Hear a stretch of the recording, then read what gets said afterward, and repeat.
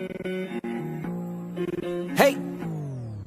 pick 'em pop, big gun Brian Petrie, giving out the lot. One is mortal, you know it won't miss. Gonna take a shot, dog lock, that's the underdog. Yeah, they in the hunt. Send them home, that's KO or submission. Yeah, somebody done. Slime ball, yeah, that's the parlay. We gon' make it known. Pick 'em pop from MMA tapes. Yeah, let's get it going. What is up? Is going on, baby? You don't adjust your TV screens or your phone or your eye, whatever you're listening, watching, whatever. That's HayJivePicks, babe. Best looking capper in the game. He's here. I've done his show twice. It was a pleasure. Finally got him to do my show. All I had to do was ask once, and he was gracious enough to give us his time for this big event here, UFC 321 midday. Are you Central time zone or you Eastern where you're at, Hayden? Central, which I think is the fucking best time zone in the world. So I'm very jealous of you. So start time for you be 9 a.m., 10 a.m. for us East Coasters. I love a midday card. I love an Abu Dhabi pay-per-view in the middle of the fucking day because those 1 a.m. main events, you know, I got kids. I'm 39. I got 2 kids. Yeah. It gets a lot. We got Pacquiao MMA in the bin. Yep, boys, keen for the show. What's up, Pacquiao William? Robin's always here. Hey, what's up, Ben? First things first, we're going to pick every single fight like we always do. Hayden's the sharpest in the business. I'm going to glaze you real quick, Hayden, okay? I promise it won't take long, so bear with me here. Okay. I've been a fan of yours for a while, obviously. You know, I admire you because I think you are probably one of the hardest working guys in this game. You pump out content daily, weekly, whatever. You're constantly making content. You're always on top of it. When one fight week's over, you're already on to the other fight week. And as a guy that's in the content game that knows how hard it is to turn that shit around and do all what you do, not to mention being on a crazy winning streak that you are, not to mention being an incredibly sharp guy and dedicated to the game. I love people that love something, right? I hate people that aren't like passionate about anything. Like, have a love in your life. And clearly you love MMA, you love mixed martial arts, you love gambling, which is everything that I love. And I just want to say, man, there's so many content people out there, and I get hit up all the time like, hey, like, well, how do you get started? How do you do this? And I've been doing this for 7 years now. The first 4.5 years, I had 3 viewers, basically, right? And then John Anik came calling. So I just tell him to keep grinding, and I always reference you. Like, watch a guy like Hayden. Guy's huge. He's got 100,000 followers on IG, and it's not because he's super handsome. It's because he fucking knows what he's talking about, and he cares, and he grinds, and I respect the shit out of you for that, buddy. So, again, no more glazing. We're competition now, okay? Actually, we're not. We're kind of a competition, but we're working together. But I had to get that off my chest. I want to tell you that, and that I mean that wholeheartedly, dude. Your commitment to this is awesome. Frank S, let's go. Love the big on Hey Jive collab. What's up, Frank S? Can't believe I made a live stream. Shout out the boxing robot at BP. Man, this dude digging deep with the boxing robot. So real quick, Hayden, I bought a $1,500 boxing robot from a company that no longer exists. You mounted it to the wall, right? You throw some punches at it, and the arms come back at you. And it, practices the head movement, you hit it or whatever. And the minute I got that, first off, it took 4 months to get to me, past what he said it was going to come to me. Came from Korea, and then it didn't work. And then when I tried to send it back, he wanted me to pay for the shipping, which was like $400. So it never worked out. It's still in my garage. So brutal stuff. That's a brutal scam, dude. Oh my God. Yeah. And I went to go I had chew the guy. I'm like a pretty nice guy. Yeah. Chewed the guy out on the email. Like, motherfucker, this and that or whatever, and then they don't exist anymore. Their company's gone. It was a cool concept. Look at Russell throwing up a super sticker. What's up, Russ? Shout out 3PC.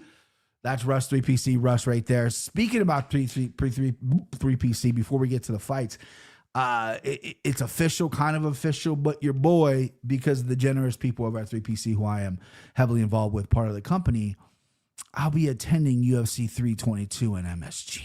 Woo! Your boy's going to MSG.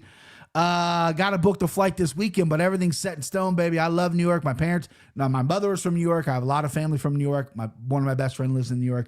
But yeah, it's official. BP will be in the building for UFC 322. And Madison Square Garden was a bucket list for me. I know, hey, you've been to a couple fights. You ever been to MSG? Yeah. Actually went. It would be about 2 years ago. Okay. For Prohashka won. Okay. Nice. Because it was supposed to be John Jones versus Stipe that year. I remember. Yes. And I paid out the ass for those tickets. I know, bro. And I'm like, I was actually sick. It was like a couple of days. Maybe it was around my birthday, I think. So I kind of went for my birthday, and then I brought my buddy for his wedding gift, basically. Okay. Brought him along. And so we paid out the ass for the tickets, and then I got sick. And I was just kind of down bad that whole weekend, man. Yeah. But it was still fun. Like by the time the fights came around, I got that adrenaline going, and I was okay. But I flew in like Friday, and I was just sleeping the entire time till like Saturday midday. But you'll love MSG, dude. It's such a weird venue just because it's right in the middle of everything, and it's not like an arena where you can like walk around the outside and it feels like an arena. It just feels weird, it's just because they got the subway underneath it too. Sure. Like walk in, there's no windows. Very, very weird, but it's a great card, and I need you to cheer for me big time for Jack Della Maddalena because I'm a Jackie boy too. I'm a 3-name Jack guy myself. Dude, at the beginning of the year, I put in 3 bets on title holder by the end of 2025. Yeah. And I went for the welterweight division because I thought that one was up for grabs. I thought Alaa Muhammad's probably going to lose eventually, right? So I put in Jack Della Maddalena at plus 2250. Nice. I put in Sean Brady at plus 2000 and Carlos Prates at plus 2250. And now we got Jack defending the belt. And then we got Sean Brady on the card and Carlos Prates on the card. Sick. So best case scenario, Islam pulls out. And we get one to fill in, right? That's what we're talking about. It'll definitely be Sean Brady because I love this. I would love Sean Brady, but Michael Morales is a dog too. I doubt he'd get the buzz up, but that's a sick fight to add. Yeah, this all came together last minute. Russ, who is one of the owners of 3PC, he's part of it with his brother and several other people. He says, join in, Hayden. He's a big fan of Hayden Iverson as well, like most people are. So if you're around, you want to pop over to MSG, we'll be there on the 15th. All right, let's jump into the card. First fight of the night. I'm terrible at pronunciations, but Jacqueline Amorin minus 395 versus Mizuki Inoue plus 310. Mizuki was a Ray Longo girl. Not sure if she still is. Hasn't fought in a while, 2+ years. I think she's just okay, right? I'm not blown away by her. I think she's just she's hard to get out of there. She's definitely hard to finish. She's proven that in the UFC. But I've never been like, oh, this girl is top notch, And I root for Longo guys. I'm obviously friendly with Longo. I love Longo's people. I don't know her obviously personally. I've never interacted with her, but I just think she's okay. 2 years layoff against Jacqueline Morin, who's on a fucking finish streak. She ran into old Slam Page, too, her debut, drops it, which was surprising, and goes and just finishes everyone else. Is the level of competition super high? Not really, but I think it's on par of what Mizuki is with the competition. So I like Morin here. I like her by sub as well. I think she's going to get it done by some kind of submission. I could see maybe TKO if you want to get a little fancy. Get him out, just pound her out there. But I kind of like Morin by submission because I think she's, that's plus 120 right now. Her by KO, plus 500. I mean, that's a little more worth a squeeze if you want to risk it. But I'm going to go with Jacqueline Amorin. Hey, what you got on the chicks, bro? Yeah, I'm going to be with you on that one. I think nice. Amorin gets it done pretty easily. I don't really think Inoue is like a real fighter at this point. She's had one fight in the last 5 years, and it was the Hannah Goldie, who's also not really a real fighter. So, Amorim, ATT, she's on the finish streak, and she's going up against girls that are pretty tough to finish, like Corey McKenna. Yeah, had never been finished. Vanessa Demopoulos had never been finished. Polyana Viana, definitely been finished a few times. So I mean, Polly gets hot. She gets hot. She'll go on the stretch where she's like, "Hey, I'm decent right now," and then it's like, "No." Once the OF took off, she just kind of mailed it in, I think. But I think Amram on the ground is just different level, man. I think she runs through Mizuki Inoue. I could see a finish from either way, honestly. Amram's got some nice ground and pound. Yeah. And if Inoue is just not giving up the neck, if she's not, it's kind of, I said this yesterday on my live, but I think these jiu-jitsu girls, when they have the ground and pound, they're nasty. they're so good at keeping you on the ground. If you're not going to roll to your back or roll to your stomach to give up your back, they'll just hold you there. Like you're not going to buck out of it. You're not going to sweep them. They're so heavy on top. They can land good ground and pound. So I think it could be a TKO, but it kind of just comes down to what Inoue is willing to give up. Alexeva against Beatrice Mosqueda, it was very clear she knew not to give up her back in round 1, but then she got beat the fuck up. And then in round 2, she was like, all right, I'm giving up my back. I'm out of this. And then she subbed her. So it's kind of just whatever happens. So I think ITD, just take either way. Works for me. Yeah, you double chance bet right there. I usually haven't had good luck on that. I usually kind of try to get the old senses going and pick one. Let's go to Michael Sparks here. He says, Anik's not around, no cry about pronunciation. Thank goodness. John Anik is on my ass about pronunciation. How are you not like an elite at pronunciation? I got marbles in my mouth, bro. It's tough. I'll practice. So he used to send me the link. When I would do the pronunciation, he would send me the link and I couldn't listen. He's like, don't listen to it, but this is for afterwards. And then my girl, Heidi Dean, who used to work for the UFC, she was the one that she sat down with the fighters and was like, hey, put your name to tape for me. So she was like a producer that would get everything to John. So she would send me stuff too. Like, hey, this is just a little help you through some of this shit. So like Orlichi Long, like that one I nailed. Like I've nailed it. Like Mihail Olasheshek, like I nailed that shit. But some of those Brazilian names are fucking tough. And John is a stickler because Kenny speaks fluent Portuguese. So it's like, it's not Pereira, it's Pajeda, and it's funny though. I love it when John busts balls. Michael Sparks says, I don't think these two are going to be on the same page on a couple of these fights. That's what you want. You want some disagreement. You got to make money somehow, people. We're all on the same side, then something's wrong. Something's exactly wrong. Russ says, someone please convince me why I shouldn't bet my house and car. I was just texting with Russ. He loves Mackenzie Dern this weekend. Loves her. Adil Kareem Asawidi and Matthew Camilo has been canceled just hours before the schedule weigh-ins. I was forced to withdraw due to an undisclosed medical issue. Okay, I heard it was Camilo that withdrew. Sawadi withdrew, undisclosed medical issue. Probably tested positive for that gas. Because Vernon was one eye on Dern, the other on the belt. Vernon Ginger Joe. All right, so we're both on the same page on the first fight. Next fight, another really kind of lopsided fight here. Asbat Malcolm minus 440 versus Mitch Rapuzzo plus 340. Mitch Rapuzzo, how many chances is this guy gonna get in the UFC? I mean, he's 9-3. I know he's that East Coast guy. He has talent. People like him. Maybe they've seen some sparks outside the UFC, but when the lights are bright on the UFC, this guy doesn't show up. And he's going against a guy from a stand who can grapple, who can submit, who's 1-2 in the UFC, coming off 2 losses, very close losses against high-level guys.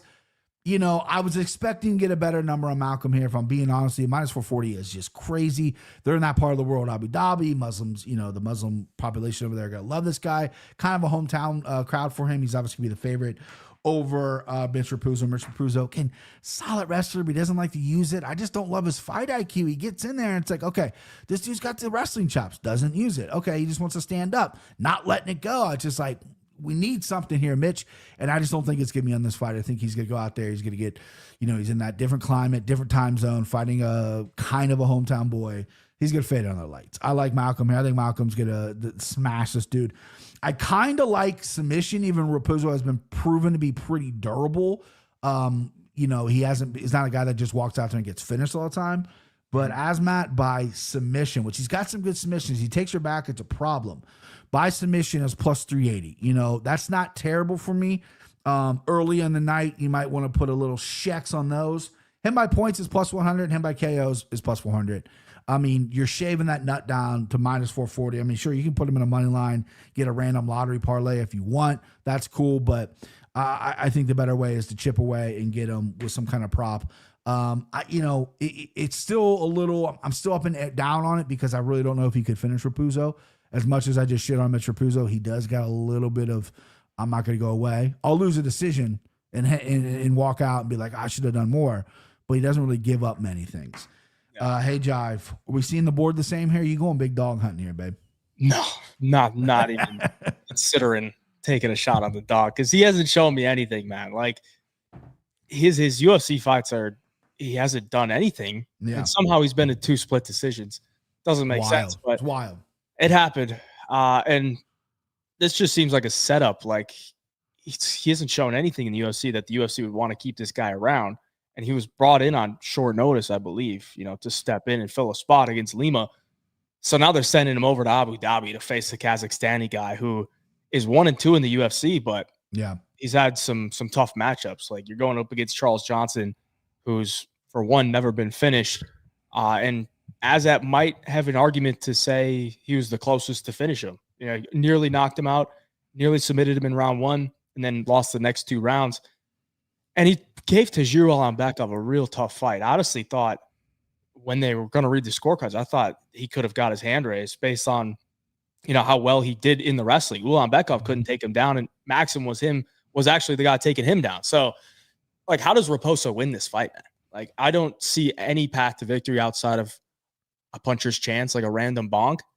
And I think I'm going to chase the finish here as well. Yeah. Because Raposo, it kind of just depends on how many chances Raposo is going to take, because his first 2 fights, he hasn't really taken any chances. He's just been so lackluster.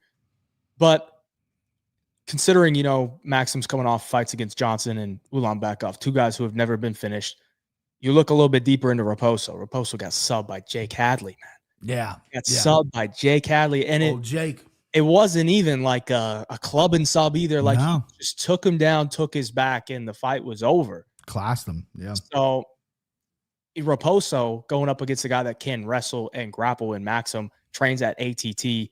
I think Maxim could get that sub as well. I'd probably just go ITD because you're going to get some nice plus money either way. Sure. But I was expecting higher on the sub. I thought we could get like plus 500-600. Yeah. But now that it's kind of low, it kind of makes me a little bit more confident, but I don't feel like I'm getting as much that I thought I would. So, yeah, it's Maxim inside the distance. I just don't think Raposo has anything for him, honestly. Yeah, couldn't agree more. Chat's pretty much all over it. Joe says, I love Mackenzie Dern every weekend. Right there with your brother. Right there fucking with your brother. We got Josh says Azmat should be set up to win this. I agree. I mean, it's a definitely favorable matchup for him. And then Dirty Reg 22 just said, I just flipped my pick to Dern because Wiener looked weak to me in the face-off I've seen. I did not see the face-off yet, but Wiener Jandiroba, I don't know how she can ever look weak with that haircut. That haircut just flames. All right, next fight. This fight just absolutely stinks. I got to play my soundbite. Bring her in here, stinking up the joint. Come on. I mean, just stinking up the joint, this fight. Chris Barnett, plus 390 versus Handy Anwa, minus 445. Handy Anwa, the only impressive fight he had in the UFC was against Dante Mays, where he fucking popped for every steroid known to man. Came back, got a win, and has looked terrible ever since. Just looked like a fat slob who forgot how to wrestle once a banging out. Then you got Chris Barnett, who I know people love. It's fun. Yeah, wheel kick John Vellante. I'm fat. I rub my belly or whatever. Got knocked around by Chris Collier, ended up coming back to win that fight, and then blew his hamstring knee or whatever the fuck out against Kenny Nzechukwu his last time out. Been away for a little bit. People love him. I remember he was in Japan and people wanted him to come to the UFC. That's kind of where he belongs over there, and that, he doesn't need to weigh 265. He can be 300 pounds and fight those kind of things that Japan likes. I just never been high on the guy. I know he's got a good personality. That's cool. Put him on a desk. I don't want to watch him fight. And again, Hamdi being, I believe he's Egyptian, kind of his people, his part of the world, huge number here. It's an absolute pass for me. I hope it ends in the first minute so we don't have to go through this. I'm usually not so critical on fights, but this is just, to me, they're trying to get Hamdi a win, and it's matchmaking that I don't love in particular. And I just think both these guys aren't super high level. There's not many high level heavyweights. We have one in the main event. We have 2 in the main event. But I just think this is whatever. This should be the first fight of the night where we all can just have lunch or breakfast, whatever part of the world you're in, and just enjoy that while we watch some slop. But they put it third. At least it's not higher because they usually put heavyweights higher in the card. Give me Hamdi, but I mean honestly, I'm not going to touch it. It's way too high. I understand it. Barnett, older guy, fat, coming off surgery. Give me Hamdi. But in decision, whatever. Hayden, do you have a stronger take than I do? I was very aggressive on that one. I apologize to the people.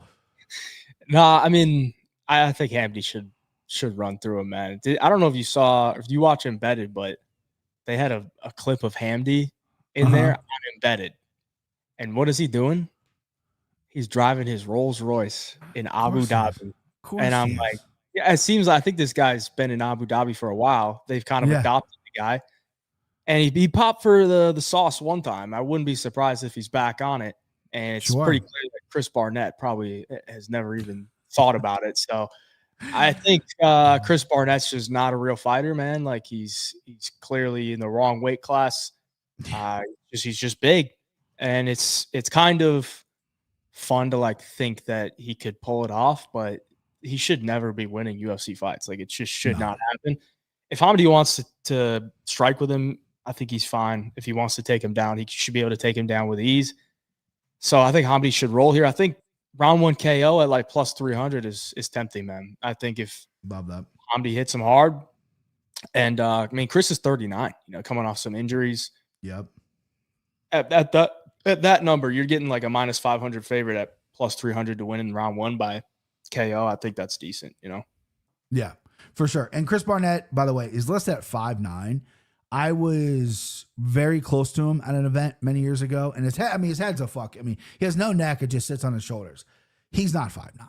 I'm 6'2", right? And I felt like I was 6'7" next to him, and I couldn't believe how short he was. I know he's round, he's heavy, he's thick, but I'm like, I mean, DC's taller than him, and DC's listed at 5'11". He's not 5'11". By the way, like these, I don't know where they get these heights from. My boy Chris Curtis, right behind me, love the guy, trained him for years. They lift him at like 5'9", 5'10". He's 5'8" with shoes on. Like, he's not this height. I don't know where they get this height from, but I agree with everything said. I think Hamdi could maybe get it done, or Hamdi could get it on the third round. But yeah, dude, that Rolls Royce was probably bought by, I don't know if he could afford a Rolls Royce, right? But some prince was like, hey, represent Dubai. I'll give you, I have a whole garage full of them. I'm not driving it. What the fuck? So much money in that part of the world. All right, we move on to a fucking banger. This fight, I'm going to let you go first because I want to get your opinion on it. Jose Delgado, minus 148 versus Nathaniel Wood, plus 124. Bangers, right? Delgado just cripples people. We don't see much of them outside the first round, at least of yet. Nathaniel Wood come out 2 solid wins. I thought he's going to really struggle at 45 because he's not a big dude. The weight cut at 35 was too much. He's looked good at 45, and he's putting some game plans together that look really good. I know my guy Joe's in the chat is all over Nathaniel Wood at plus money. Hey, Jive, what we got here, babe? Yeah, the plus money on Wood's definitely tempting, right? Because way more UFC experience, beating some good guys, and he's beaten Connor Matthews and knocked out Hyder Emil in a couple seconds. So like we still have some questions about Delgado, or at least you should have some questions, right? But he's aggressive, and he's going to be way bigger than Nathaniel Wood. So that's a big upside for Delgado. A pure finisher. All of his wins come inside the distance, and we've seen Wood hurt a few times. In almost every fight, it seems like he's getting hurt. So at 145, it seems like he can get tagged. He might be a little bit fragile. And he just keeps getting away with it. And I'm going to relay some information that my boy Dravi shouted out on the live stream last night. But he said he listened to an interview that Nathaniel Wood gave. And the interview was pretty much like what you would not want to hear. Basically saying that this is the last fight on his contract with the UFC. Oh, no.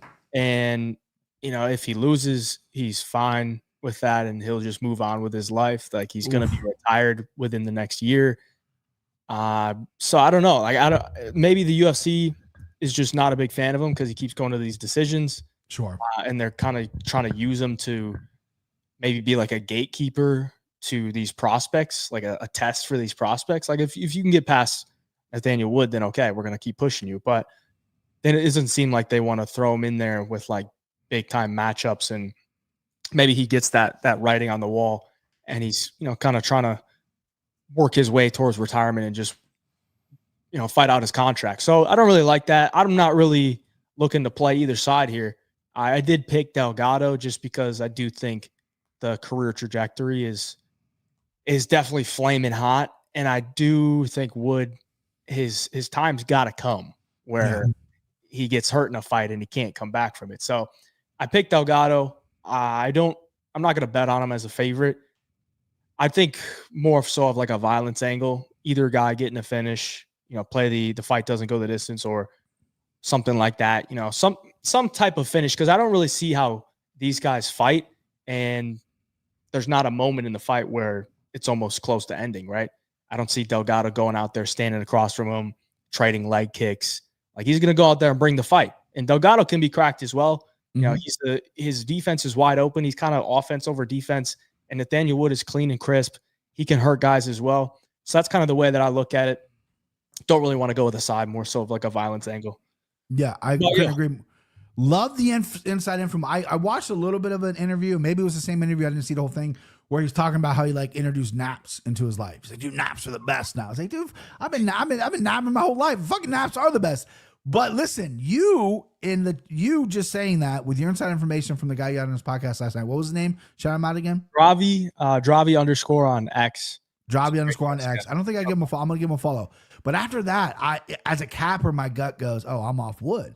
And just like Josh says here, or J5H, well, I'm fading Wood. I'm fading Wood. Give me Delgado round 1 KO plus 500, book it. Add it to my card. I think he jumps on Wood. Wood's been hurt. Wood got knocked out by John Dodson a million years ago. Every fight since then, it feels like he's been getting hurt. He blamed on the weight cut. It was too much weight, whatever. Delgado's a big boy. Tanner Wood's 5'6", probably 5'5". Delgado's 5'10", 5'11". Has like a 4 or 5 inch reach advantage on Wood, and Wood does get cracked. My only concern is I think Wood's going to wrestle heavy.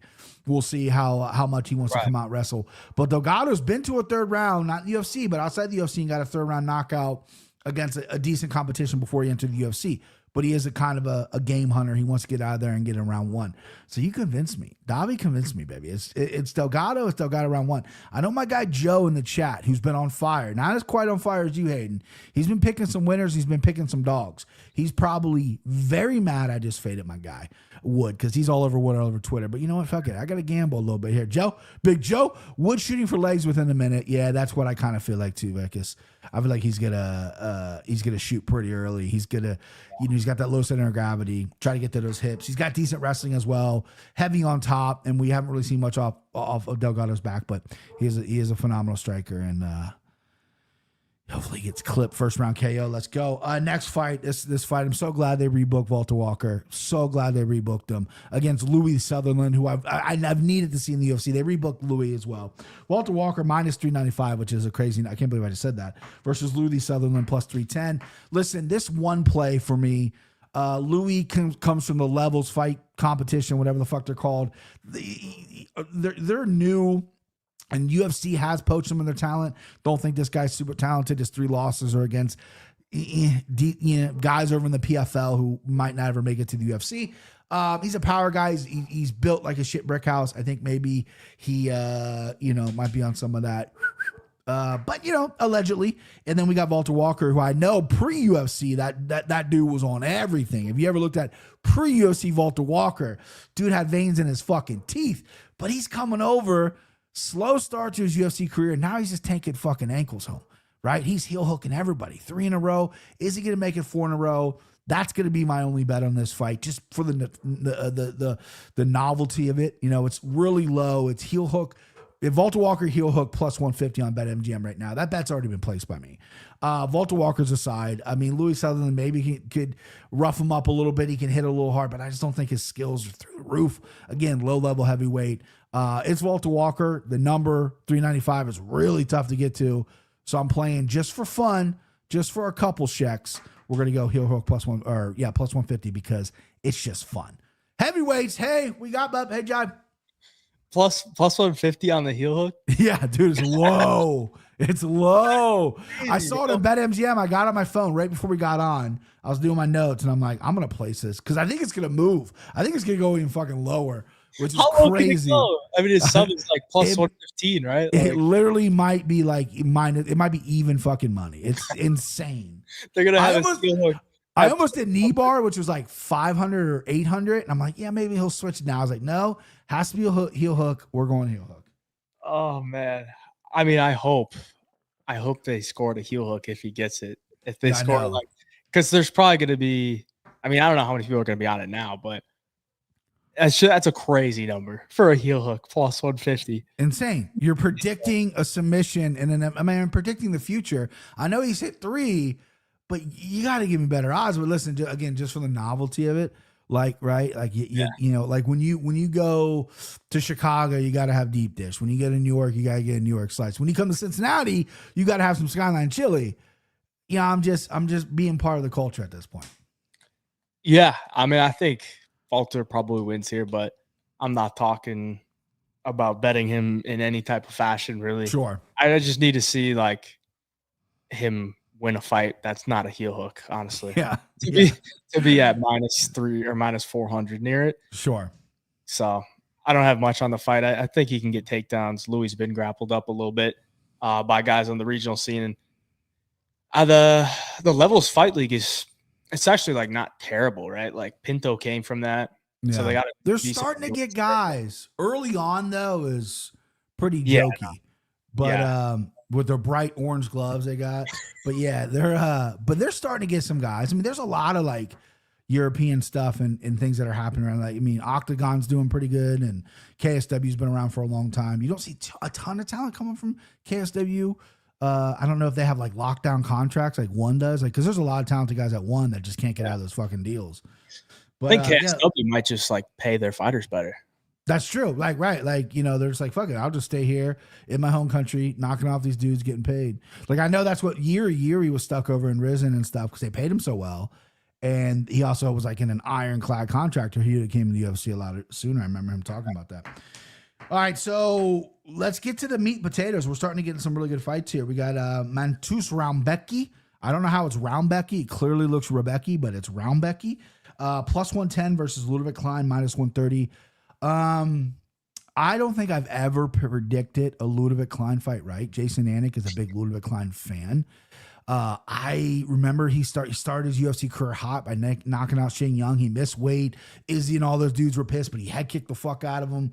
And then ever since then, he's been like stagnant. Like he's really developed his grappling down there in Florida, which I like, but the excitement of the fighter is gone. The only time he had an exciting fight was against Nate the Train when Nate the Train came back on him because that's Nate the Train, you know, that dog. But this fight, I always fall into the trap. Like the people who watch me for a long time, they know like I'm gonna bet Jeremy Scar at plus money. You know, I'm gonna do that. I'm probably gonna back Raumbecki, but I'm flipping it on him. I can't do it. I've never predicted a Ludovic Klein fight right. I don't even know how many sides I've been on Ludovic Klein. I usually probably fade him. But I'm on Klein here. The minus 130 is decent. I think he gets a decision win. Raumbecki's proven to be pretty fucking tough. He gets marked up a lot though. So like I could see an eye closing or a cut happening because his face is not where it damaged well. But he is a dog. I mean, he doesn't give up. He won't quit. He does have some decent grappling. His arms are this fucking long. So good luck trying to armbar that. But I think Ludovic Klein's a big, thick dude who has improved his grappling, decent striking. Used to be better. I feel like it's taken a step back since his grappling's gotten so much better. But I'm on Ludovic Klein by decision. I can't get on Raumbecki at this plus money. Am I crazy, Hayden? Are you taking the plus money? Are you taking Raumbecki here? Or are we eye to eye, bub? I think Raumbecki is the side, but Ooh, I love that.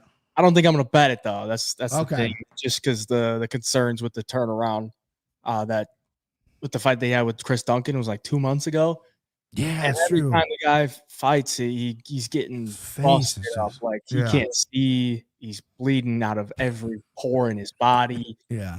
And he's just ultra aggressive, which is kind of why I think he's the side here, is because I think Ludovic Klein likes a clean kickboxing battle where it's kind of slower pace. And if guys shoot takedowns on him, you know, he can see it coming. But Raumbecki's just so much forward pressure and just all out going for it. I think he could probably make Klein pretty uncomfortable here. Maybe gas him out. I mean, Raumbecki's not, you know, unlimited cardio. He definitely slows down as well. So maybe it's an action-packed round and a half, and then they kind of carry each other to a decision, and it could go either way. But I think Raumbecki at the plus money is probably the side. Probably not going to bet it, but maybe Raumbecki by decision at like plus 300 something, or maybe even a late round sub. You know, Nate the Train. Nate the Train got him. Free sub. I mean, Raumbecki, he's got a decent submission package, but yeah, probably gonna have to tire him out to get it. So maybe a little sprinkle on a round 3 sub. His arms are so small. You got to imagine that squeeze is probably pretty fucking fierce. Jeannie in the chat. What up, Jeannie? Day one, my guy. Russ said Raumbecki. I take it he's seeing some some signs there. The signs are telling him. I'm on Klein. It does seem kind of close. Definitely close. I mean, it is a very, very competitive fight. I'm not running to the window to bet Klein. I love the low number. I love playing pick'em fights. This isn't really a pick'em, but it's very close. Just because I have an ego and I like to be like, yeah, I was on the right side of that. I mean, Vegas couldn't even tell you won and I fucking got it right. You know, just to feed my fucking ego. Russ says like, yeah, listen, coin toss. Yeah, this can be a coin toss fight. Frank S says, send him home early. He's fucking putting money on sending him home early. I mean, listen, I think he goes to decision, and I like what Hayden says. Round 3 sub. Ludovic Klein's been sub in round 3, but that's by that dog Nate the Train. You know, that dude's crazy. Next up, Ikram Alaskarov, minus 250 versus Jungyeon Park, the Iron Turtle, plus 205. One of the best nicknames in the fucking world. What do you think about this 185 tilt here, Hayden? I'll let you go first here. This fight, I kind of am confident. I have a strong lead, but I also have many concerns. But give me your thought here. Iron Turtle plus 205 is not bad. Yeah, it's tempting, right? Because there's still some questions with Alaskarov. Like, we don't know what he's going to look like late in the fight against a decent level of opposition. He hasn't even attempted a takedown in the UFC, so we don't know if his wrestling is going to translate to the UFC level. He's knocking out Muniz, who has no chin, Phil Hawes, who has no chin, Worley Alves, who's a blown-up welterweight, and then he got knocked out by Whitaker. So, I mean, his results as wins don't really tell me much, and his loss doesn't really tell me much because I'll give him some grace. You know, he took the fight on short notice. The Park side is like, you know what you're going to get from him, but we don't know if it's going to be enough because we don't really know how good Alaskarov is. So it's not really a fight that I want to get too invested in, but I think Park good enough to not get KO'd early. Sure. I think he could start to put a pace on Alaskarov, but if Alaskarov is able to get his wrestling going, maybe he's just able to grind him out, you know, kind of like Muniz did. Not that Muniz had so much success against Park, but it was clear like the size and the physicality, it was tough for Park to overcome that because he gave up like 11 takedowns, I don't know, 10 minutes of control time, something like that. But he's going to make Ikram work. So cardio's the question. I think Ikram probably wins because if it goes to decision, they're in Abu Dhabi, it's OV. And I think Ikram probably wins the early rounds, round and a half, maybe the second round. So I think it's Ikram. I think he wins, but I'm not going to bet him on the money line. I wouldn't mind taking him by like decision or something because I don't think he finishes Park, man. I don't think he's him like that. You know, I don't think he's the Terminator like RoboCop who was able to walk him down and just destroy him after 2 hard rounds or almost 2 hard rounds. And I don't think he's Fluffy Hernandez on the ground just rinsing guys up and down with the takedowns and submitting them. So I think it might be Ikram decision, but it's a tough one to figure out because there's just so many questions, right? What do you think? For sure. There are a lot of questions. Ikram was the guy. So Khabib was in Dana's ear for like a year saying, I got a guy. And then he, on the regional scene, gets knocked out by Chimaev. So then Chimaev gets the call up. Ikram's got to go get a couple more wins. And he's looked good so far. Then he fights Robert Whitaker and gets chin. So he's been knocked out twice pretty brutally. So the chin worries me, right? And Jungyeon Park's only been knocked out once in the UFC by RoboCop. He's usually pretty fucking solid when it comes to the chin. And he had a streak where it was 3 rear naked chokes in a row. I don't think he's going to have success on the ground with Ikram. I think Ikram's side Kimura that he has is absolutely fucking beautiful. He jumps in, he darts in. He's very explosive. Like a lot of those Dagestanians, when they strike, it's that quick twitch, explosive muscle. And Ikram does that very well. It's the chin that I'm worried about because when you jump in with that shit trying to catch somebody, you get caught, right? His defense isn't world class either. His chin, I think, is absolute dog shit. So I like Ikram here. I'm going to kind of play against myself. I like Ikram. I think Ikram can get this done. I like by decision, but Jungyeon Park by knockout plus 700. I don't hate that, right? He's not the biggest powerful guy in the world. He'll stand in the pocket, he'll hit you, but I really don't think it takes much to knock this guy out. The Chimaev knockout, I mean, Chimaev, I know, world champion, that was early in his career. Striking really wasn't all that much. The shot wasn't crazy. And then Robert Whitaker, you know, maybe I'm just saying things because he's been knocked out by 2 elite guys. But I just don't. I agree. I just don't think he's him. I don't think he's gonna be able to stalk Jungyeon Park. And you're getting plus 205 on Jungyeon Park. I think that's great. I'm afraid to play that money line because I think the fight gets extended. I do think it's Ikram's fight. in Abu Dhabi with the OV name, and I think his cardio is probably pretty good. But Jung Yong Park by knockout plus 700 is juicy. Definitely something worth taking a look at. And I guarantee you, when I'm up eating lunch, that's going to be a bet I'm going to place because I'm like, why not? I'm going to do this. Let's get the chat here. Mason Law, my God, this card's going to be so sick. I agree. It's a good little card here. Loco MMA, legend on 3PC. What's up, Loco? What's up, 3PC homies? And then, yeah, look, BP loves himself some Iron Turtle. So I'm getting very predictable with my picks. I didn't officially pick Iron Turtle. My official pick is Ikram, but I do like Iron Turtle by knockout. Park doesn't take damage well, and Ikram is a guy that can do it. I disagree. I think Park can take damage pretty fucking well. I think he has slowed down in fights, but that chin is held up decent. Mitch Zuck in the chat. Better late than never. Sup, lads? What's up, Mitch Zucker? And then if Park can find his Muay Thai and keep Ikram against the fence, I wouldn't be surprised if Ikram can get tired. Yeah.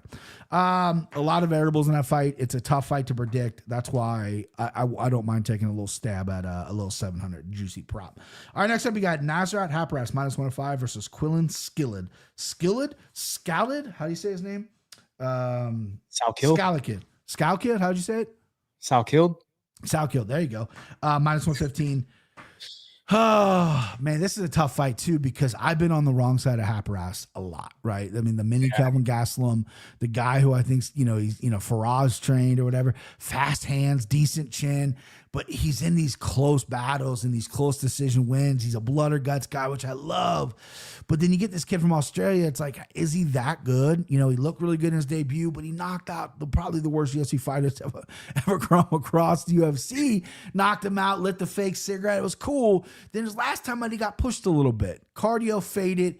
He's young, right? And I usually get the googly eyes for the young guys, right? I want to support the next future MMA, and I want to be like, hey, I've been on that guy since so. But I don't know here, man. This is a tough number. It's obviously a dead even pick 'em. I see a lot of people loving Hapras here because of the experience factor. And he does have a really good chin. He's been put down before, but he'll get up, right? He cuts up pretty good as well. And but he's very, very fast with his hands, and he's been proven not to really slow down too much. I just don't love his fight IQ, which is where, coming from a Faraz Sahabi trained guy, where Faraz has one of the best minds in the sport. I mean, he knows how to win fights. His brother is going out there fucking winning fights, because of these game plans they put together. Maybe Nas is just not listening and just going, fuck it, I'm going to bang it out. Not really sure. This is the only fight I didn't have written down, but I'm going to go Nas. I'm going to go Nasrat Hapras here at minus 105. I think the chat kind of loves Hapras. Yeah, Mitch Zuck, who's a sharp guy, loves Hapras here. I can't believe this line's close. For something about this Scally kid that is throwing me pause, but I'm going to go Nasrat Hapras.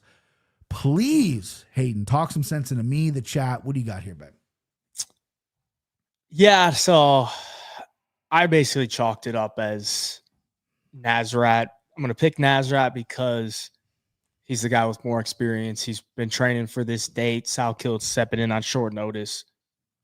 And I think Nasrat's probably the better striker, but I pretty much just chalked it up to the experience and the preparation for Nasrat. Yeah. That's why I picked him. And then on the live last night, my guest Dravi talked some pretty good stuff about Salkid. So it kind of opened my eyes a little bit. And I'm like, you know what? He's kind of right. And I do see a lot of love for Nasrat from the public. Yeah. It seems like Twitter's everyone I follow on Twitter, they're like, dude, I love Nas this week. Dude, I wonder what the Tapology votes are. While you're looking that up, Paco MMA says, I'm Australian and I'm all over Nasrat. Hate to say it, but I feel like we're getting a massive discount on this line. So he's not backing his fellow Aussie. He's Aussie. Okay. So 63% on Hack Press, 37% for Salkid. Okay. So, I thought from what I've seen, and I'm in a little bubble on Twitter, it seems like it's fucking like 90-10. I mean, I don't really see anybody picking Salkid. Seems like a lot of love for Nasrat. My worry would just be that, I don't think he really fights on clear margins. He's going to a split decision with Ribovics, which Ribovics is good, but he's going to split with Jared Gordon. He went to a close fight with Landon Quinones. Like, I don't really think he has the fight style to like run away with fights unless he's knocking you out, because he throws a good amount of volume, but he's also very hittable himself. And the one thing that Dravi brought up last night was the Dan Hooker fight. Dan Hooker took him down 3 times, controlled him for 7 minutes in that fight. It wasn't the most recent fight, but after that fight, he hasn't really fought anybody that was looking to take him down. And Salkild probably going to be looking to take him down.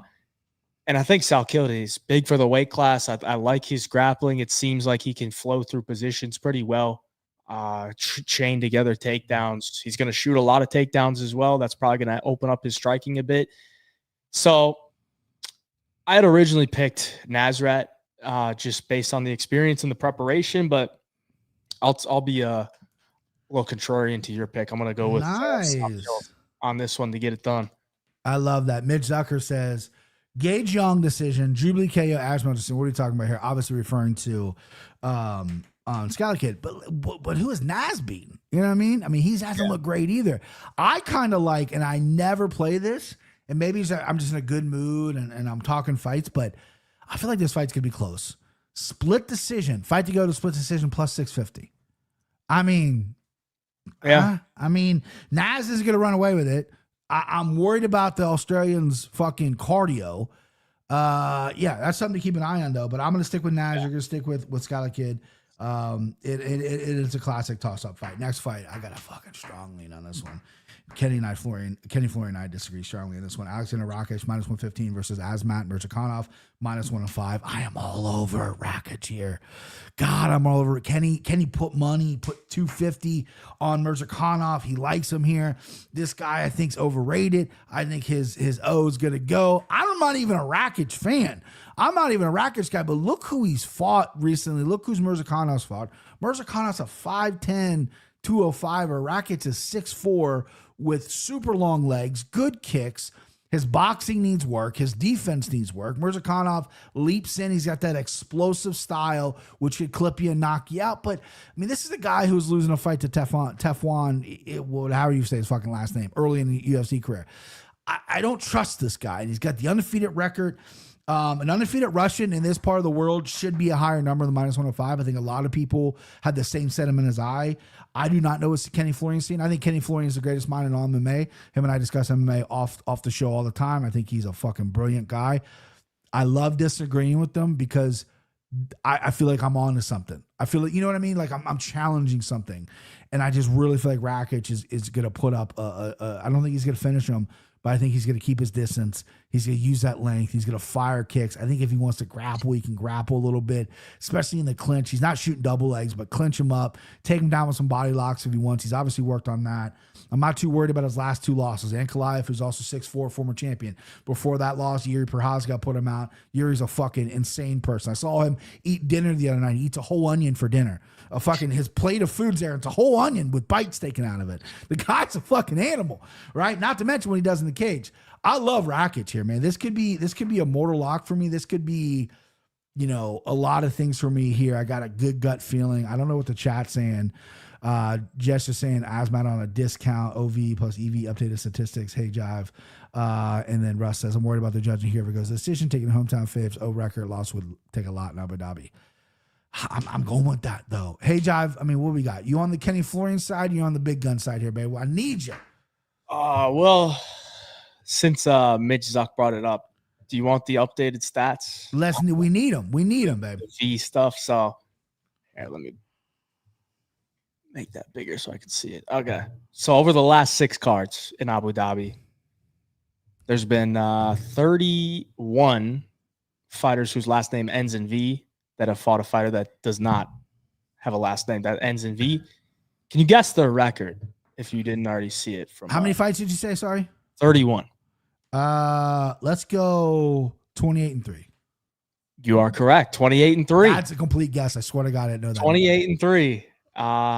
And if you go based on the favorites over the last 6 UFC cards in Abu Dhabi, 27 favorites out of the 31.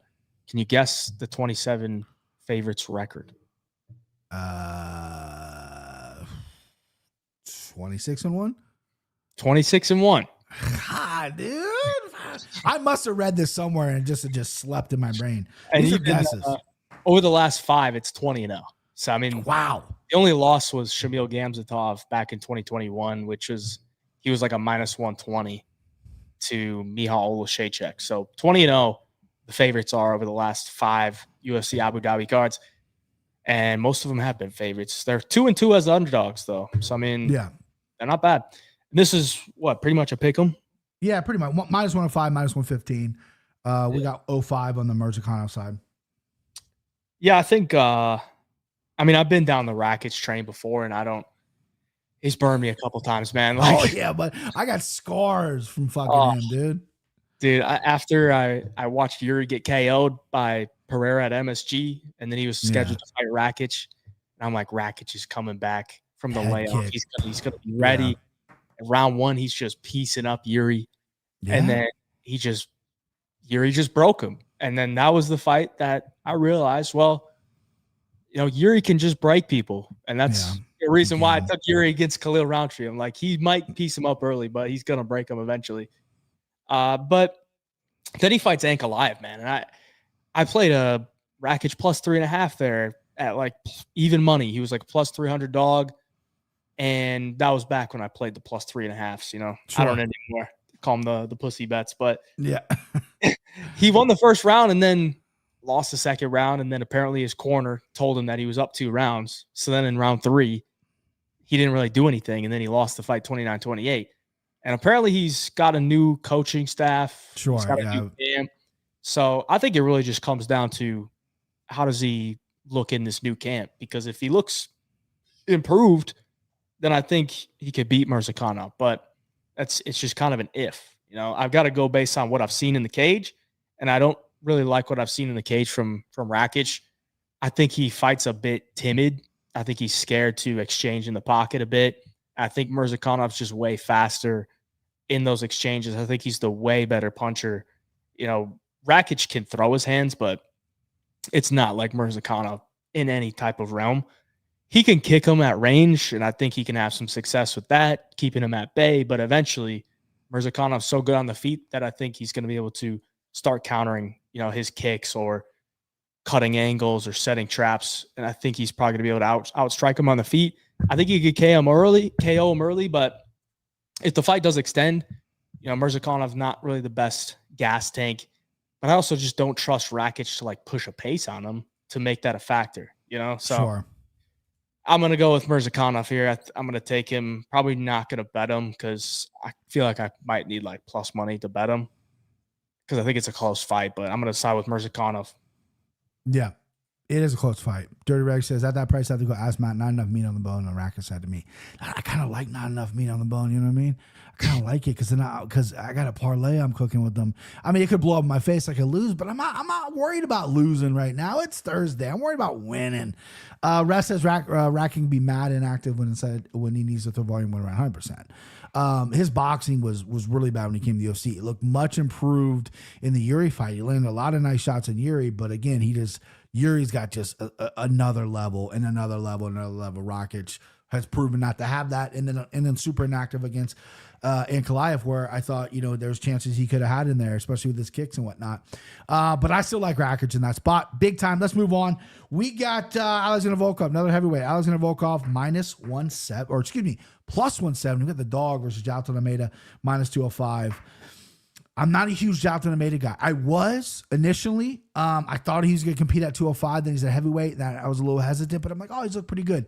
It wasn't the Derek Lewis fight where he had Derek Lewis down for 5 rounds. He couldn't submit him, couldn't do anything with him. I'm like, this guy's supposed to fucking be taking people out, right? Freak athlete, looks incredible with his shirt off, right? Curtis Blades hits him with a couple little shots, puts him out. He's been put out before in the UFC, right?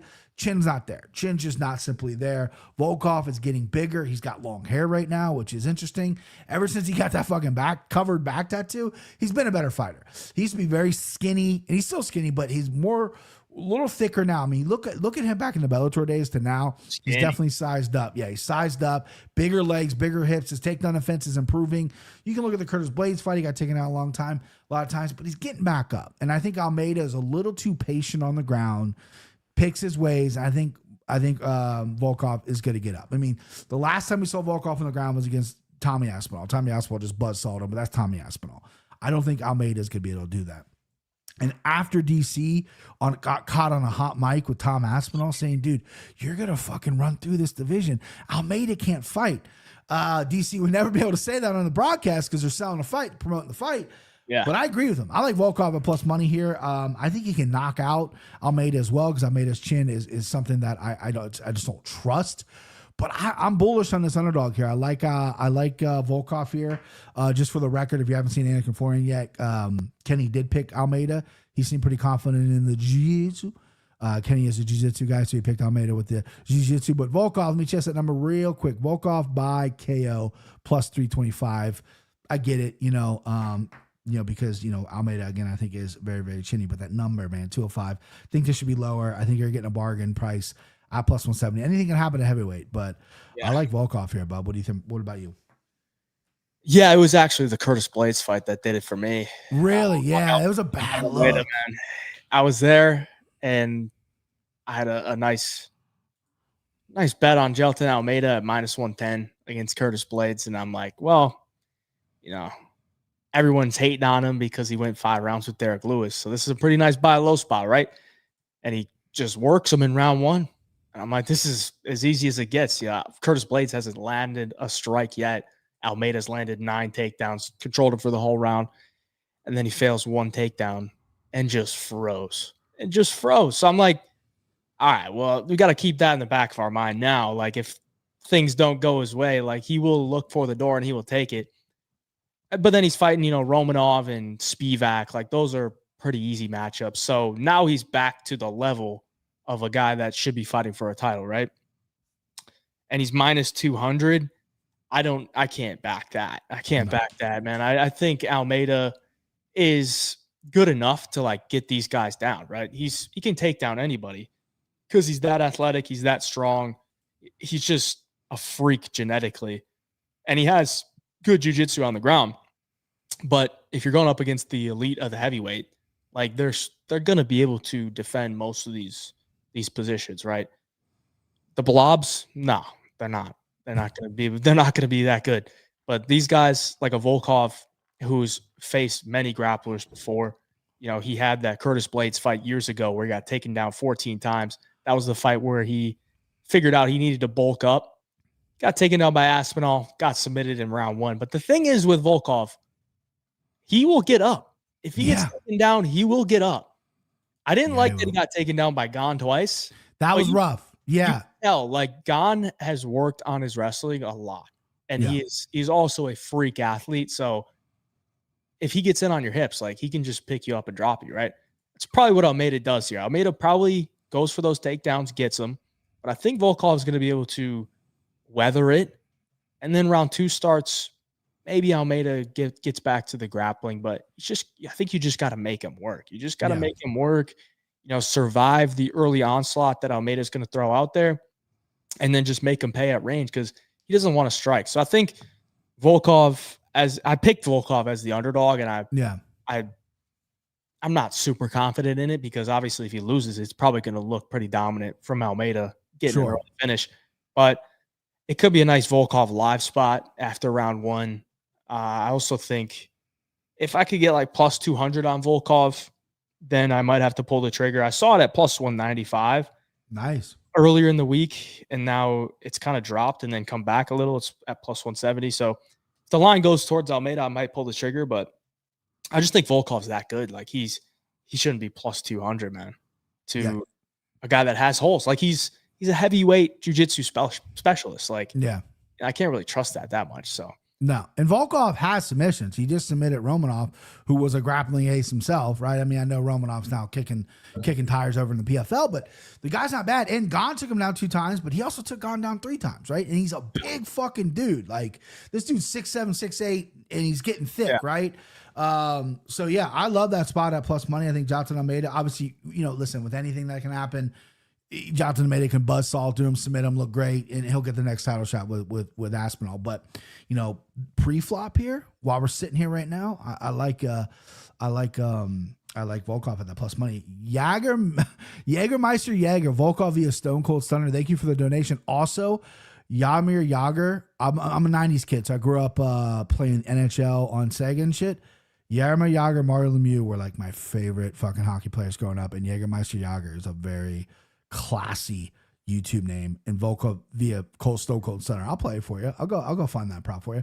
Fight Talk Only says my brother BP in the state record holder for most TDs in his single season of Wisconsin. Let's fucking go.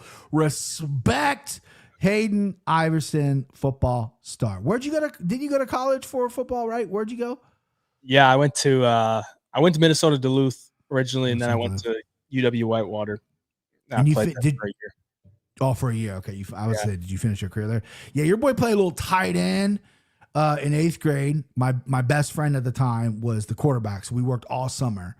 And you don't really throw much in 8th grade, especially where we were running the ball. But I did catch like 8 passes, 2 touchdowns, and it was awesome. And then I was going to go to high school, but then I did not do good in school. I was more focused on girls and not going to school. And so freshman year, I went in to do like the summer camp workouts or whatever. What do they call them? They called them something. The summer camp workouts, like 2 weeks before school started for the football. I went in to do workouts, and they're like, bro, like you're like, why is your grade so bad? You're half retarded. You got to get your grades up if you want to play. And I never did. So that's fun. Fun little story time there. Let's see what the chat's going to say. Volkov in the clinch via knees just kills him. I like that, Jay King. And that's the bottom line because commenting off of Jägermeister there. Talking some about spreads. Volkov's plea has to be live at plus 135. Even if Jount wrestles hard in rounds 1 and 2. Volkov should round 3 if that makes it there. Paco MMA likes the spread. Can we backlog robbery insurance, Russ? That's true. 3PC, if you guys do not know, soon we'll be having robbery insurance for fighters. It's a very fighter-friendly community. We got a ton of fighters over there already, and it will be voted via that, and the fighters will get a cut of the whatever it is. We haven't discussed it yet, but fighter robbery insurance is definitely going to be a real thing and much needed in this sport. Robbery insurance. DraftKings, I tell you what they're doing lately. If I don't bet NFL, but they've been like, if your guy gets out like early, you get like early. They're like, oh, we'll refund you that bet or whatever. Yeah. I think that's kind of cool right there. I think that's kind of cool. Yeah. They should do that if like, the ref stops the fight in round one. Right. Jake Matthews, we should get paid out for that because I fucking had Jake Matthews finish. That would have been nice. Or everybody had money on. Oh my God. Alvarez inside, and the fight just continue. Matt Frivola is a friend of mine, like a real good, not maybe a real good friend of mine, but next to Chris Curtis, the best friend I have that's an active UFC fighter. We talk a lot. I've met his dad. I love him. They're great people. And when at the end of that first round, my heart sunk. I'm like, fuck, Matty. Oh, God damn it. All of a sudden I look up and I'm like, wait, what the fuck's going on? And Fitzy's going nuts. Like, what? They're still doing the fight? I'm like, what the? And then Matty, went out there and finished all 3 rounds. I mean, he lost twice. I mean, John Anik had a joke on the show. I bet Matt's, and he thinks I should lose double because Matt lost twice. He lost twice. Yeah. He's like, we should take that money from you twice because he lost twice. Oh, God. But I love Matty Frivola. What a fucking warrior that guy is because he doesn't remember any of it. Like he literally got up and was like, whoa, and he shook his hand. And he goes, what? And then they rush him in the corner. He's like, yeah, the fight's still on. He goes, was it even over?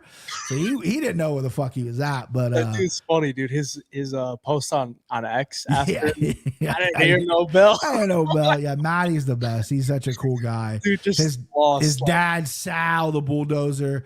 I never met his brother. His brother and I go back and forth on Twitter. Seems like a good dude as well. But I never met his brother. But met Sal and Matty. We hung out in Nashville. All right, next up we got cousin Umar. Shout out Paul Shag, minus 650 versus Mario Bautista plus 470. Now again, Kenny Florian, not to keep talking about my guy Ken Flo, he likes Bautista, which I was very surprised about. I'm trying to find ways to pick Bautista. As a guy I faded a lot, admittedly. I don't think he's all that good. I mean, I was on the Patchy Mix side. Patchy Mix, by the way, having a hell of a dog shit in the UFC, gets a fight taken away from him, testing positive steroids. Patchy not having a great run as of late. Yeah. Might even get booted from the UFC. Who knows? Because I mean, I know it's the test was for marijuana though. Oh, okay. I heard it was some steroids. I read a thing that it was retroactively, but if it was weed, that's whatever. That's fine. They shouldn't take it for weed anyway. This fight's interesting though because I think Umar is going to fight Merab 2 more times. I do, even if he loses or whatever the second time, I think he does have a unique style to give Merab problems. I think Merab is on a level right now, but there's going to be a time when Merab slows down. What he does is crazy. No PT, does an old school weight cut. He did a fucking 5-round fight before his fight. Like the guy is on another planet, but eventually you're going to slow down. And I think Umar is kind of going to be a guy that's going to give him a fight here. Now you go against Bautista, who's worked on his takedown defense. His offensive takedowns have looked pretty good as well, besides the Jose Aldo fight where he lost a ton of fans. I feel like he redeemed himself in the Patchy Mix fight because he went for knockout. He went for the striking. He went to knock Mix out, had him wobbled a few times, put him in some potholes, couldn't get him out of there. Batista's obviously leveled up. He's leveled his game up since early in his career where he had a couple little hiccups. He's looked fantastic, right? I just don't see a world where Batista fights for the title right now. I don't know. I can't picture it. You know what I mean? It's like when Petr Yan had like 2 or 3 losses in a row. I'm like, I can't see Petr Yan losing 4 in a row. You know what I mean? I'm stuck in that place where like, I just don't see Batista. Like if he beats Umar and he beats him convincingly, he's saying he's knocking him out in round 1. Then yeah, he's next after Yan. I mean, how could it not be, right? But I like Umar here. I mean, I don't know how I'm going to play this. I wish I had a better read on it, because it's such a high profile fight. It's obviously the featured fight between the co-main and main event. I mean, I want to say decision. Umar does have some decent submissions on the ground, but he has also been stalwart as well. And Batista's a well-trained guy. Umar by points, -165, just not there for me.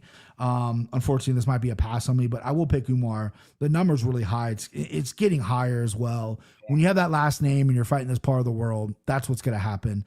No disrespect to Mario Batista. I think he's still a couple, maybe years away before he really starts to shine. I think he's a talented guy, even though I've never picked him. Give me cousin Umar, and I'll but I'm gonna pass on any kind of betting. Do you have any leans? Do you have any better leans than me there, Hayden? Not really, man. I think Umar at -700 doesn't really make sense unless he finishes him, because I don't think he's gonna like run away with a decision here. But the thing is, like, I don't think Bautista's going to get any scorecards in Abu Dhabi. So it's a tough ask for Bautista to go in there and get a win because, you said it. He says he's going to KO him round 1, but yeah, I don't know, man. That's going to be it's tough to do, bro. Yeah. He also seems like an NPC to me. Like, Bautista kind of gives me like Marab vibes where there's not much going on up there other than like it's kind of like automated, like computer automated. Just He's also seems like he's just filled with steroids too. Like that's not an allegation, but allegedly. We like to throw allegedly, legally, allegedly. We can say whatever we want allegedly. If he's not, then like props to you, dude, because the guy is shredded. He really is. Seems like he gets more filled out every time I see him.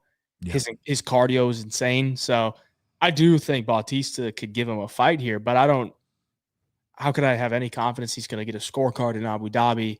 Mm-hmm. Also don't think Umar's a guy that makes like a ton of mistakes. So the only worry would be like if Umar is drinking his own Kool-Aid and he's like, well, if I win this fight. He actually hate that he asked Dana at the press conference. Did you see that? He asked Dana at the press conference. He's like, he kind of wanted Dana to say that this is a number 1 contender fight. Like, oh, really? Bautista. Yeah. And I loved what Dana said. Dana was like, we'll see, if the fight is good, then sure. Yeah, right? Like, go prove it with a good fight. Yeah. So if Umar's going out there being too overconfident and too aggressive, like maybe Bautista could make it pay, but I don't really see that. So I think Umar wins. I think he wins a decision, but I'm not going to play his decision line at -175. No, yeah, and it's tough. I don't really think Umar is like some elite finisher. So no, yeah, he was pegged that. Like he was like you go to the ground, this guy, it's a problem. In his early UFC career, like but do you look at the guys he was matched up with, and then once he starts fighting high level competition, like he took Corey Sandhagen down the ground, couldn't do nothing. Like he had to outstrike Corey Sandhagen. Corey Sandhagen froze. So he's afraid of the takedowns, and obviously we saw the Marab fight where he said he broke like both his hands, his feet were. Whenever the Russian lose, I mean, I know Americans do this as well, so I'm not dogging the Russians. But whenever a Russian fighter loses, it's like they got the worst injuries ever. Both my hands are broken, my feet broken. I had mumps. I had fucking, it's like, just take the fucking loss, dude. I agree. I think it has to be a decision. Minus money on decisions, crazy. This could be like one where like, it maybe like, this is like kind of your wheelhouse. Maybe like you go how many takedowns is Umar going to land? How many strikes is he going to land? You getting some of that DFS territory. That might be a fun way to play this as well, because I think Bautista's takedown defense is a little underrated. I'll be really interested in the see. Got to shout out my guy Trent. This dude's a G. Better late than never. What's up, good y'all? What's up, Trent Daddy? Love you, bud. All right, co-main event. Mackenzie Dern, sweet Mackenzie Dern, -148 versus Vina Jandiroba, +124. These women are both Brazilian, and they're both technically women, but completely opposite looking. No disrespect to Vina Jandiroba. I think you're a phenomenal fighter. I'm probably not your type anyway. My equipment that I have is probably not what you want, so I'm allowed to say these things because you find me equally as disgusting. But Mackenzie Dern just getting hotter and hotter and hotter. And I've rewatched their first fight numerous times. Very, very close. Jandiroba seemed to be a little intimidated to go to the ground with Mackenzie Dern. Jandiroba was just starting to get kind of going in the UFC at this point. Mackenzie actually pulled guard, which they gave Jandiroba credit for. At the end of that sequence, right when the bell rang, Mackenzie had a leg. Don't know how big of a bite on the leg she had, but she had a leg. And as the fight progressed, they stood up. Mackenzie got cut, was concerned about it. That was early in Mackenzie's career where she wasn't used to getting these things. And I think she's a better fighter. I think this is going to be two grapplers where I think Vina Jandiroba is still not going to want to really grapple with Mackenzie Dern. People have grappled Mackenzie Dern. They put her on their back. They've proven it's not impossible. But I think Mackenzie Dern knows she's going against a fellow Brazilian jiu-jitsu expert, is probably lights out with the jiu-jitsu right now. She's still phenomenal. And I think she's going to get the win here. I think it's going to really be based on the stand-up. I think it's going to be very close. I think we're even maybe looking at a split decision here. Dean Thomas said this is the most, what did he say? Most, like, no one cares that this is for a title. People are forgetting this is for a title. He used a word I can't remember. And he's right. Like, I forget it's for the title because Zhang Weili's moving up. And either of these girls, I think, will get eaten up by Weili. I like Mackenzie Dern, not because she's the apple of my eye, but I do think after watching that first fight, Jandiroba's gotten better, but she's gotten better with, I think, winning fights with her grappling. You know, she got an arm bar in there. Her wrestling is very dominant. I don't know if she's going to be able to do that with Mackenzie Dern, especially over 5 rounds, which Jandiroba's never been 5 rounds. Mackenzie Dern has been 5 rounds. I also think Mackenzie Dern has fought some elite competition. Wins or losses in there. She's in there. And pretty face or not, fucking Jessica Andrade is the only person to really put this girl out. Like, she's fucking tough. Like, she can take a shot, and I don't think Jandiroba's got much power, right? I love her haircut. It's unbelievable. If Jandiroba wins, I'll grow my hair out just like her. I'll wear it on a podcast before I cut it off. That's a bet for you in the chat. Jandiroba wins, grow my hair out like that. Because I need it cut right now. And instead of getting it cut, I'll just let it go. Give me Mackenzie Dern. I like Mackenzie Dern. I know Russ in the chat loves Mackenzie Dern. I'm not that confident. But I love when people are confident. It makes me a little bit happier with my pick. But yeah, give me Mackenzie Dern, and I love to hear what Hayden has about these two females. Yeah, it seems like a lot of people that I respect, are on the Dern side, and I kind of get it, but I did throw a little money on Jandiroba at +145 just because Beat the I line. thought that it was just getting a little bit disrespectful. I think Verna's more than capable of competing here. I don't think Dern's going to blow her out of the water. I don't really think Dern has looked amazing in any fight, really. I think she's pretty hot and cold, very inconsistent, and she's 3-3 in her last 6 fights. She's losing to some common opponents. Yan Xiaonan, she beat Dern, and Verna Jandiroba beat her pretty convincingly. Mm-hmm. Dern lost to Lemos. Verna finished Lemos. They both beat Lupe Godinez. So there's some common opponents there. Stylistics are definitely different, but I do think you look at the first fight, and which was 5 years ago. So sure, you can take some things from it, right? What happened in the fight? Essentially, Dern outstruck her for 2 out of the 3 rounds. There wasn't a ton of grappling. There's a few grappling sequences, but nobody really separated too much. And essentially, Dern won with her striking in rounds 1 and rounds 3. In round 2, Verna cut her over the nose. Might have broken her nose with that knee. I think her nose was broken, and then there was a cut right here. Yeah. So I gotta believe, Verna is on this win streak, brought her way to the title. She didn't use her grappling much at all against Dern in the first fight. I got to believe she's going to use her best asset in the title fight, right? Mm-hmm. So, You think so? Right. Like I think she's going to use that. So if she does, I don't see why she couldn't win minutes on top against Mackenzie Dern. You know, Amanda Lemos was able to win minutes on top against Mackenzie Dern. Yep. I mean, Yan Xiaonan, like there's girls that are not on the level of grapplers as Verna Jandiroba that have been able to be on top of Mackenzie Dern and win minutes that way.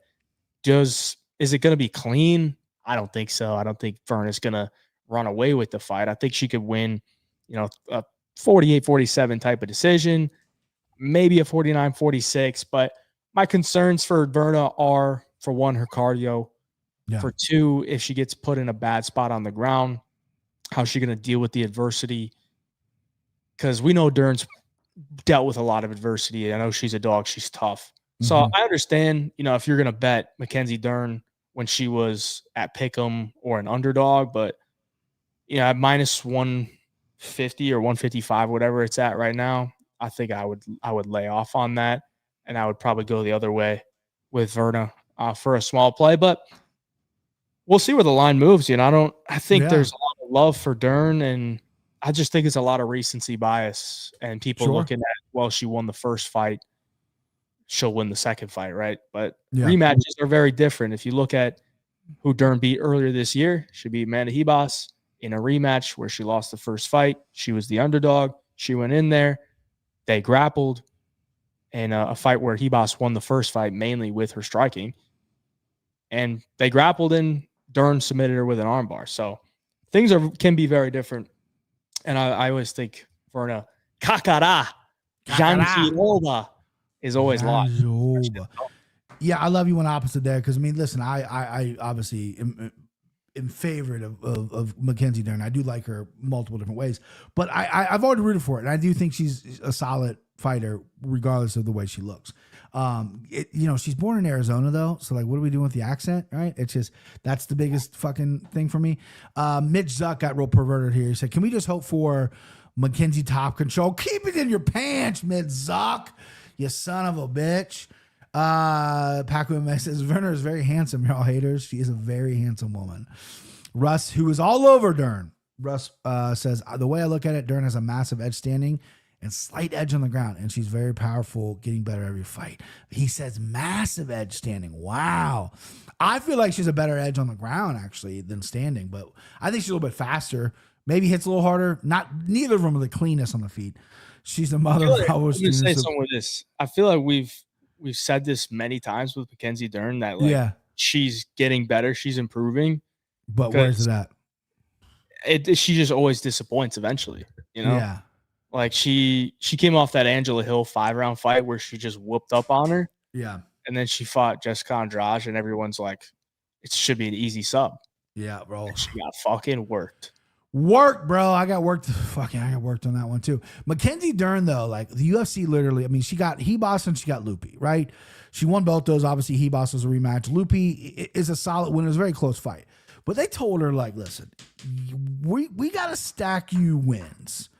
Because even if you just come off a split decision where even if people, the public don't think you won, if you're coming off a split decision win, we're going to throw you in the title because she's marketable. She's the way she looks, right?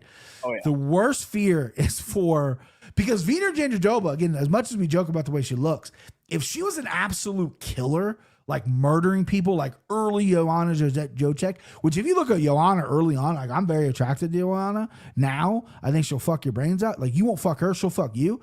But if you look at her early UFC, like she was a goblin, dude. Like she was not like, we're like, what? That was the killer. You know, she got the tits done. She got, you know, living in Florida, got the tan. She got too pretty for it. But back then when that goblin, if Jandiroba, who I don't think is the most exciting fighter in the world, if she just was a killer, that would be marketable. The UFC is really hoping for a UFC Dern a win here, and if it's a close fight, which I have written down split decision, I think it will be a close fight if Dern doesn't get her out of there.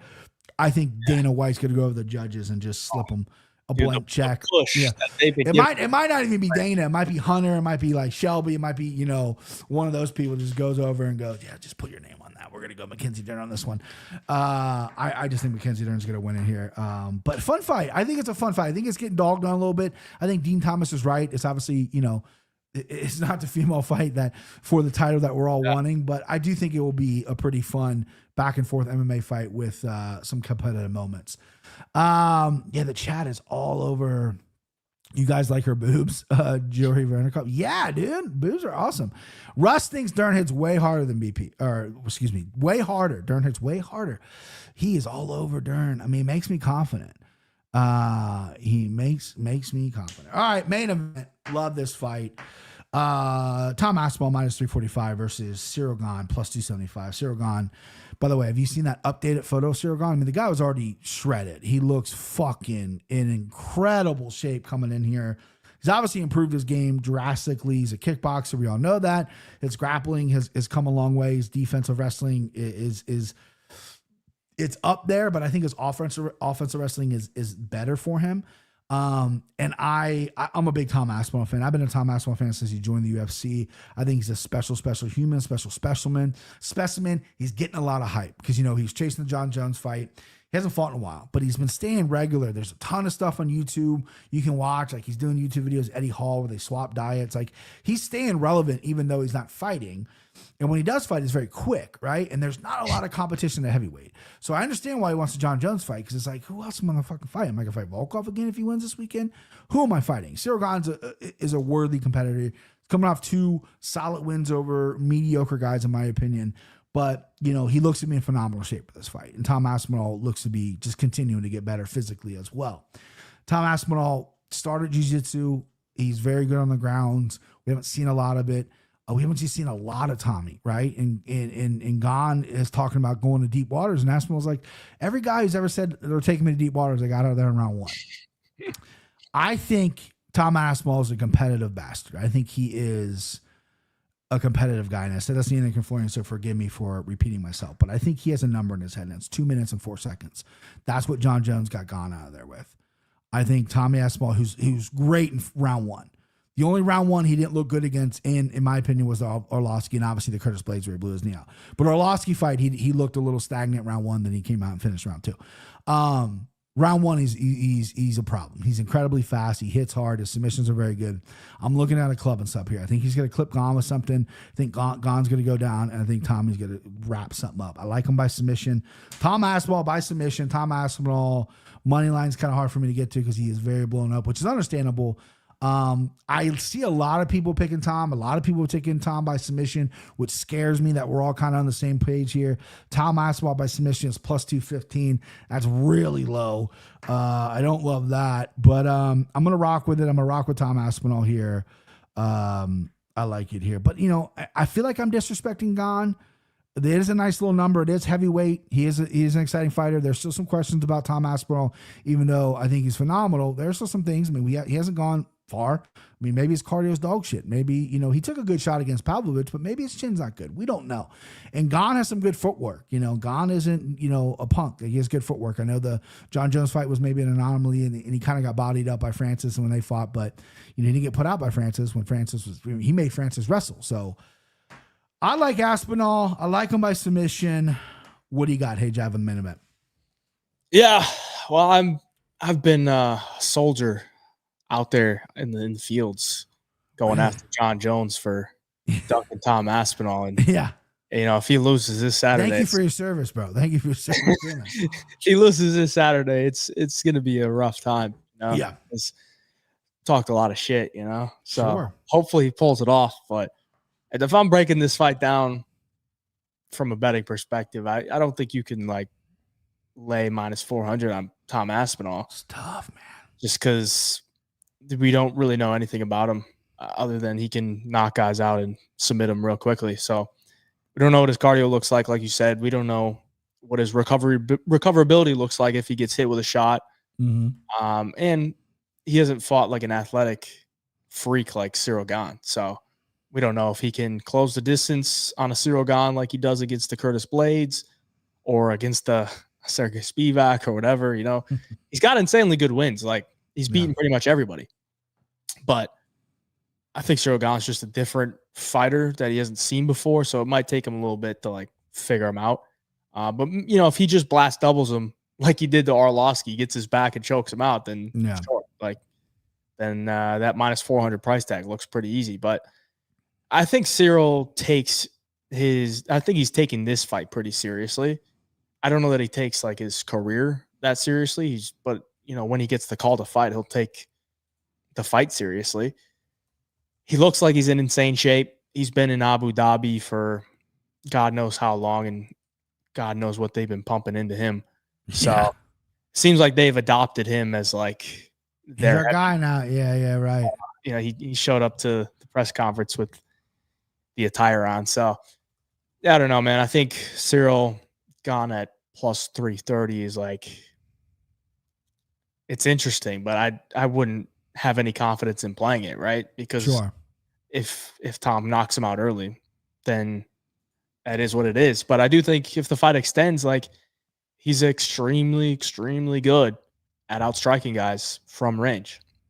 And I don't know that he's going to give Tom like a real run for his money early on, because he's just not that guy. So it would really just have to come down to Tom Aspinall, like letting the fight slip away. So that's kind of why I think Tom wins. I think Tom probably finishes him, because Tom is a really good striker too. He's really good at pulling guys in and countering. I think his hands are better than Gon's. Gon's more of a guy that kicks from range. So it's going to be interesting, man. I'm probably not going to bet it because I think Tom wins, but I'm not going to lay the price, But if you're going to lay, or if you're going to take a shot on Cyril Gane, like, I can't blame you. No, absolutely not. No, I mean, I think Cyril Gane, because heavyweight MMA right now, and really the past couple years, I mean, minus John Jones, he's really only fought heavyweight, twice. I mean, Gane and Stipe, but he's not really the heavyweight we want. He's not defending. He's not out there. He's retired or whatever the fuck he's doing. But heavyweight's begging for somebody, right? And this is what we got. And he's a special athlete, but we still don't know a lot. I mean, he's only been in the second round once in the UFC. Everything's round 1 KO. I mean, he could blow his fucking knee out again. We don't know. And Cyril Gane is an interesting dude. Don't say that, dude. You don't say that. I just put that. I'm gonna put that in the universe. Cyril Gane's an interesting guy. I'm overlooking him because I'm an idiot, but I'm glad someone kind of voiced Cyril. Can you highlight that comment by Dirty Reg 22? Gane looked awful last time out. Yeah, that's why I also think the line is a lot of recency bias, because he didn't look good against Volkov. But another thing that Dravi dropped on me last night was that Gane broke his foot in round 1, so he couldn't really strike, so he had to wrestle a lot against Volkov. And Gane was a huge favorite to win that fight. Right? He was a huge favorite to win that fight. They opened Cyril Gane as a favorite to beat John Jones. So the sports books that have millions of dollars to find what line that they think is accurate opened Cyril Gane as the favorite over John Jones. He was also a favorite against Francis Ngannou. He is always been heavily respected by the books, and Tom Aspinall in some spots has not been. He was a pick'em against Volkov, a pick'em against Sergey Pavlovich, a pick'em against Curtis Blades in the first fight. So I think there's a lot of recency bias in the line too, which is another reason why I can't really play it. Yeah, I get you. No, you make all good points. Pacquiao says, we'll get to this before we get to the end of the show. Bit of a gamble, trying to pick a method. Every time the sub is there, the KO ground and pound should be 2. Every time the ground and pound is live, the neck can come and open up. I like Tom rounds 1 and 2. Smart man. Tommy round 1 sub. If it looks even remotely competitive in the first, I'll see if there's a plus money live bet on Gane after the first, and maybe pull the trigger. If I sense Tommy can't put him out. I mean, listen, this is a good live bet spot. I agree with you. Gane's been in the wards. Gane's been in the trenches. Tommy's not. Tommy's an explosive dude who hasn't met his equal yet, right? And I think he's going to meet an equal this weekend. I think it's going to be a competitive fight for as long as it lasts. Or Tom Aspinall's just going to blow him out of the fucking water. I don't know. I don't know. I'm trying to predict the future the best I can, but I don't know. All right, here we go. I'm going to give you the slime ball parlay. I cooked up. It's plus 602. And I think some people are going to probably hate it. So I went alternate line. I went alternate line over 2.5 on Genji Dober, Mackenzie Dern. Then I went Volkov as my dog leg. And then I went Alexander Rakic minus 115 as my favorite leg. So that's plus 602. Hopefully that hits. I put that bet in while we were breaking this down. So that's great. All right, Hayden, again, I know you're very season capper. These are just picks. These aren't bets. So we briefed it. We go mortal. I'm gonna let you pick all yours first. So mortal lock. You don't have to say the word locks. I know that that's you. But who do you think is gonna come out of here with a victory? Your most confident bet. If your best friend called you up, let's just assume your best friend doesn't watch MMA. Hayden, who the fuck who am I betting on this weekend? Give him that person. I would go with I'll go with Azat Maxim. I'm not going to take the easy way out and say Umar. I'm going to go with Azat Maxim. Okay, smart man. I like that play. He was on my list. I'm going to go just because I've been such a prick about it. I've told people at work about it. It's a low number. I was confident on the Yannick Florian. I'm confident now. People disagree with me. Give me Rakic as my mortal lock at minus 115. I just want to play ball here, babe. You know what I mean? I got to put money where my mouth is at some point, and that's what it's going to be. He'll be my mortal lock. I could have taken Aspen. I could have taken Umar. Maybe even I really love No, I think that was it. I don't really love Ludwig Klein. Anyway, all right. So let's go dog lock. Plus money. Your same friend goes, Hayden, I need some plus money in my life, babe. Who we like? Well, I'm really pissed because I would have gone with Mateus Camilo. Yeah, right. That was your guy. That was my guy. That was my guy. Dog lock. Let's go dog hunting here. I'm gonna go. I can't go Verna, man. I can't do it. That's who I was thinking you're gonna go with. I can't do it. I'll give you Mirzakhanov as a dog if you want to go head to head with your boy, Dog Immortal. I mean, it's a pick 'em, but he is technically. You know what? I'm gonna go with Mateusz Rambecki. Nice. Okay, that's a good solid pick. One of the few dogs that I. That's a solid pick. All right, so my dog is going to be where'd I have it at? Alexander Volkov. Love the man. Can't get around him. He's in my slime ball as well. Again, it's heavyweights. Anything can happen. He get blitzed out of there in round one.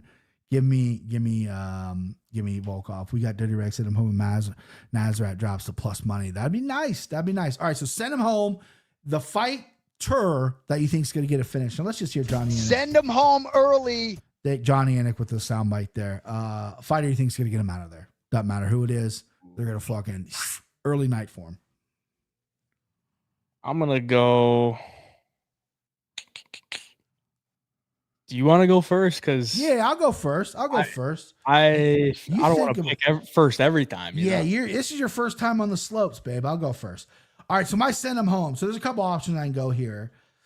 I mean, it was early in the week. I was so bullish on Tommy Aspinall by sub, but everyone loves that, which scares me the shit out of me. So I'm gonna go just because I've already placed a bet. It's such a stupid bet. I'm gonna go Walter Walker. Let's send him home. I think the heel hook's gonna happen, dude. I gotta fucking double down on it. I think it's gonna happen. I want it to happen. MMA gods, let's fucking go. There's some openings here. I mean, Delgado, you could clip him early. You know what? That was a test, BP. What's that? That was a test to see if you were gonna take the obvious choice and say Tom Aspinall, and you did it. So I respect it, bro. Respect it. I that's when you first said it, I was like, well, probably Tom Aspinall, right? He gets everyone out of there, sends them home real fucking early, right? Yeah. But I'm not gonna take him. I'm gonna go with Humpty Dumpty, Hamdi Abdel Wahab to get it done early. Man, I love that pick because no one's picking that. That's what I love. When I do my show, like I'll tell you, like, listen, if I'm locking something up, like, whatever, but like I try to give you something that's not so obvious. Sometimes I'll do the obvious because I'm only a human. But yeah, Tommy Aspinall's the most obvious pick. I just can't fucking get that there. All right, listen, Hayden, you're the best, man. Thank you so much for your time. Hour and 33 minutes flew by, chatting up. I mean, listen, half the chat or all the chat probably follows you already. You have a huge presence in this game, in this business. But HayJivePicks on everything, right? On IG, on Twitter, X, whatever, and YouTube. You're the man, man. Thank you. Thank you, chat. Thanks you for the donations. Didn't need to do that. You guys are the best. That's just gonna feed my gambling this weekend. So you guys are the best. I'll see you.